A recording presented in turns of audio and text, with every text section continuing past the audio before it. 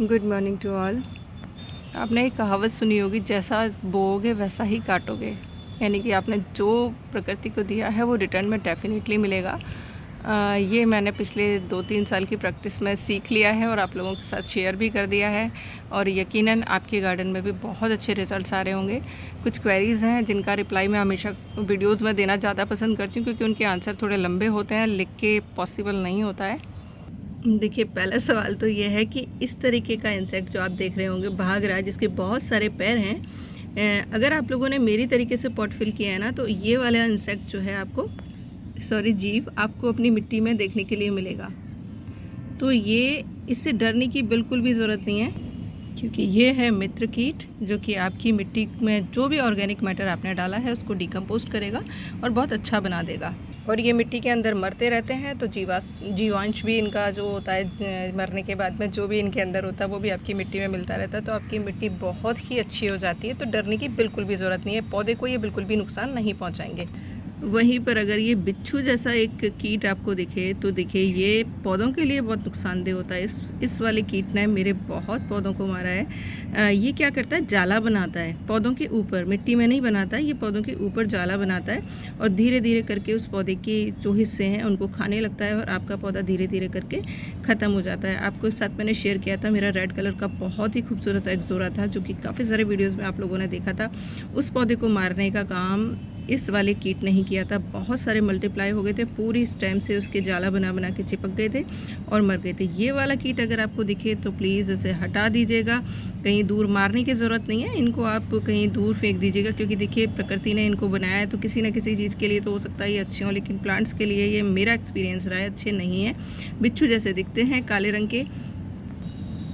ये देख लीजिए इस तरीके से। तो शत्रु कीट और मित्र कीट को थोड़ा सा पहचानने की कोशिश करिए, आपको पता लग जाएगा कि वो मिट्टी में रह रहे हैं, आपके पौधों को नुकसान पहुंचा रहे हैं या नहीं पहुंचा रहे हैं। ये धीरे धीरे एक्सपीरियंस करके आप सीख जाएंगे। या फिर है ना, मित्र कीट और शत्रु कीटों की लिस्ट आपको मिल जाएगी, गूगल पे आप सर्च करेंगे तो ईजिली, तो वो देख लीजिएगा, जिससे कि आपको पहचान रहे और आप अपने गार्डन में पौधों को सेव कर सकें। रात में आई है बारिश, तो पौधों में पानी नहीं देना पड़ रहा है। बहुत बड़ा रिलीफ होता है, इतने सारे पौधों में जब पानी नहीं देना पड़ता है। सच में मैं परेशान हो जाती हूँ, अब इतना ज़्यादा पौधा हो गया और मेरे अलावा तो कोई तैयारी नहीं होता है कि भाई पौधों में पानी लगा दे। बोले नहीं, कुछ ना कुछ पौधे रह ही जाएंगे और फिर गड़बड़ हो जाएगी। तो पौधे उतने ही रखिए जितना संभाल पाएँ। मेरे पास पहले ये वाला छत खाली था, इस पर सिर्फ मैं कंपोस्टिंग का काम करती थी। अब देखिए धीरे धीरे करके वहाँ भी सारा भर गया है, क्योंकि जिनको पौधों से प्यार होता है ना, उनको कुछ नहीं चाहिए होता, सिर्फ प्लांट चाहिए होते हैं। बट वो एक कई बार आपकी परेशानी का कारण भी बन जाते हैं। आप कहीं जा ही नहीं पाते हो घर से बाहर, तो थोड़ा लिमिट में लगाइएगा। नेक्स्ट क्वेश्चन है कि मैम जिन पौधों पर फूल आ रहे हैं उनकी भी प्रूनिंग कर दें? तो भैया नहीं, मैंने सिर्फ ये बोला है जिन पौधों को ज़रूरत है प्रूनिंग की, यानी सर्दियों में जो पौधे फूल देंगे उनको हमें तैयार करना है आने वाले सीज़न के लिए। तो जो भी आपके फल फूल सब्जियों वाले पौधे हैं उनकी प्रूनिंग करनी है। अब गुड़ैल पे अच्छे खासे फूल आ रहे हैं, इसको प्रून कर दूंगी तो बेचारा पौधा फिर ताकत लगाएगा कलियां बनाने में। देखिए कितनी सारी कलियां बन रही हैं, तो उन पौधों की नहीं करनी है जिन पर फ्लावरिंग हो रही है। अब जैसे ये बैंगन के पौधे हैं, देखिए कितने लंबे लंबे हो गए हैं और बैंगन सर्दियों में बहुत अच्छे से आता है, तो आप इसकी प्रूनिंग कर सकते हैं और इसकी कटिंग लगा दीजिएगा। कटिंग भी इजीली लग जाती है इसकी। तो जैसे झाड़ जैसे पौधे हो गए हैं बड़े बड़े, क्योंकि बैंगन का पौधा, मिर्ची का पौधा, ये 2 तो 3 साल आपके घर में रहते हैं। एक ही पौधे से हम फ्रूटिंग ले सकते हैं अगर थोड़ा ढंग से ट्रीट कर दें।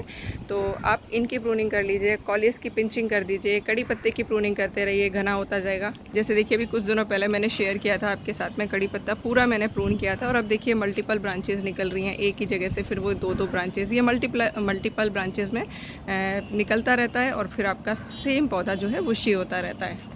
बहुत सारे लोगों की डिमांड है मैम बीज बनाइएगा, लेकिन देखिए मैं कुछ नहीं कर सकती, बंदर आता है और इन फलियों को खा जाता है और इतने पौधे हैं कि मैं छिपा कर नहीं रख सकती। तो देखिए आपके भाग्य में होंगे तो मिल जाएंगे, नहीं होंगे तो जय श्री राम, मैं कुछ नहीं कर सकती।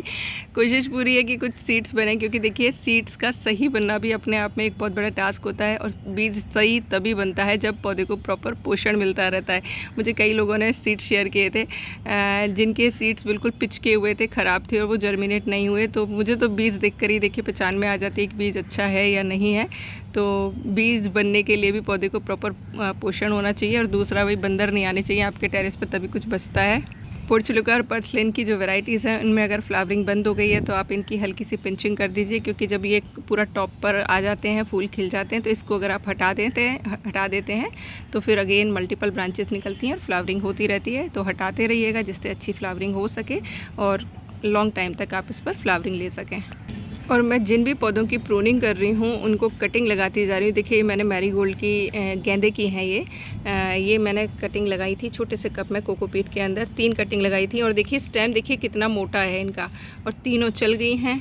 अब मैं दूंगी इन्हें बड़ा पॉट, क्योंकि गेंदे की रूट्स बहुत फैलती हैं। अच्छे फूल लेने के लिए बड़ा पॉट चाहिएगा।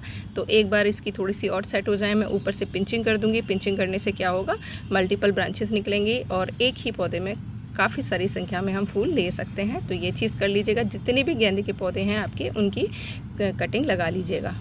कटिंग लगा कर रखनी कहाँ है, तो देखिए मेरे तो टेरेस पे ही रहती हैं, पौधों की छाँव में।